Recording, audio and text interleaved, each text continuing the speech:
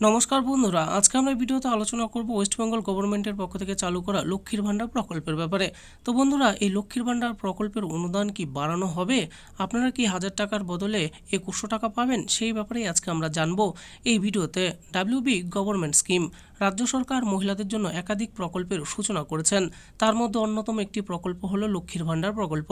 এই লক্ষ্মীর ভান্ডার প্রকল্পে টাকা বৃদ্ধি পাওয়ার গুঞ্জন ছড়িয়েছে চারিদিকে।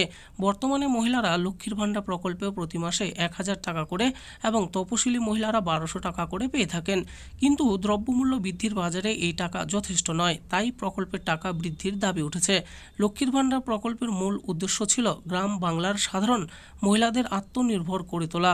লক্ষ্মীর ভান্ডার প্রকল্প এই উদ্দেশ্যকে অনেকটা বাস্তবায়িত করেছে, যার ফল বিগত বিধানসভা ভোটে রাজ্য সরকার পেয়েছেন। পশ্চিমবঙ্গ সরকারের এই সাফল্য দেখে ভারতবর্ষের অন্যান্য রাজ্যেও লক্ষ্মীর ভান্ডার অনুকরণ শুরু করেছে। আসন্ন 2026 বিধানসভা ভোট অনুষ্ঠিত হতে চলেছে। এই ভোটকে কেন্দ্র করে রাজ্য সরকার এবং বিরোধী দল উভয় কোমর বেঁধে নেমে পড়েছেন। বর্তমানে রাজ্য সরকার শিক্ষক নিয়োগ দুর্নীতি মামলা থেকে শুরু করে আরজিকর কাণ্ড নিয়ে বেশ চাপের মধ্যেই রয়েছেন। বিরোধী দল এই সুযোগকে কাজে লাগিয়ে সরকারের উপর চাপ সৃষ্টি করতে চাইছেন। তাই বর্তমান রাজ্য সরকার সাধারণ মানুষের ভাবমূর্তি ফেরাতে লক্ষ্মীর ভান্ডার প্রকল্পের টাকা বাড়াতে পারে বলে অনেকে আশা করছেন। এই লক্ষ্মীর ভান্ডার প্রকল্পের কি কি শর্ত রয়েছে? লক্ষ্মীর ভান্ডার প্রকল্পে আবেদন করলেই আপনাদের অ্যাকাউন্টে টাকা ঢুকবে না। এর জন্য বিশেষ কিছু শর্তাবলীর প্রয়োজন রয়েছে। যেমন, আবেদনকারী মহিলাদের অবশ্যই পশ্চিমবঙ্গের স্থায়ী বাসিন্দা হতে হবে। পরিচয়পত্র হিসাবে ভোটার কার্ড, আধার কার্ড, রেশন কার্ড, স্বাস্থ্যসাথী প্রভৃতি থাকতে হবে। একটি বৈধ ব্যাংকের শাখায় আবেদনকারীর সিঙ্গেল অ্যাকাউন্ট থাকতে হবে। ব্যাংক অ্যাকাউন্টে কেওয়াইসি থাকতে হবে। এছাড়াও আপনার ব্যাংক অ্যাকাউন্টের সঙ্গে আধার লিঙ্ক থাকতে হবে। আবেদনকারী মহিলার বয়স 25 থেকে 60 বছরের মধ্যে হতে হবে। এই লক্ষ্মীর ভান্ডার প্রকল্পে কিভাবে আবেদন করতে পারবেন? লক্ষ্মীর ভান্ডার প্রকল্পে বর্তমানে রাজ্যের কয়েক লক্ষ মহিলা নাম নথিভুক্ত করেছেন।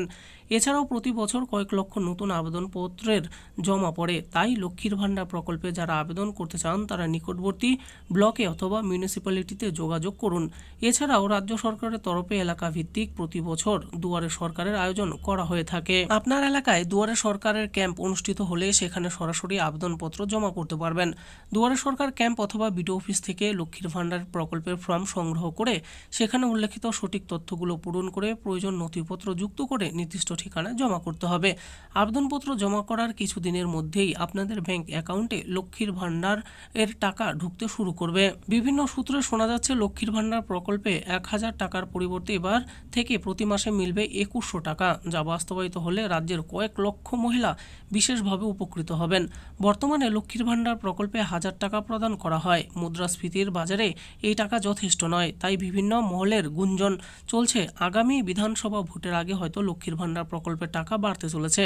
তবে লক্ষ্মীর ভান্ডার প্রকল্পের টাকা বৃদ্ধির এই খবরটি একাধিক সংবাদ মাধ্যমে ভেসে বেড়ালেও এই ব্যাপারে সরকারিভাবে এখনো জানানো হয়নি। তো বন্ধুরা, দেখে নিলেন আজকে আমরা ভিডিওতে আলোচনা করলাম ওয়েস্ট বেঙ্গল গভর্নমেন্টের পক্ষ থেকে চালু করা লক্ষ্মীর ভান্ডার প্রকল্পের ব্যাপারে। তো বন্ধুরা, এই প্রকল্পের টাকা বাড়ানোর ব্যাপারে যে খবরটি আপনারা শুনতে পাচ্ছেন সেই ব্যাপারে গভর্নমেন্টের পক্ষ থেকে কিন্তু কিছু জানানো হয়নি। আশা করি ভিডিওটি আপনাদের ভালো লেগেছে। আর এই ভিডিওটি যদি আপনাদের ভালো লেগে থাকে তাহলে অবশ্যই একটি লাইক করবেন। আরও এরকম নিত্য নতুন স্কিম ও আপডেট সম্পর্কে জানার জন্য আমাদের এই চ্যানেল বাংলার স্কিম চ্যানেলটিকে অবশ্যই সাবস্ক্রাইব করবেন। আর এই ভিডিওটি দেখার জন্য আপনাদের সকলকেই অসংখ্য ধন্যবাদ।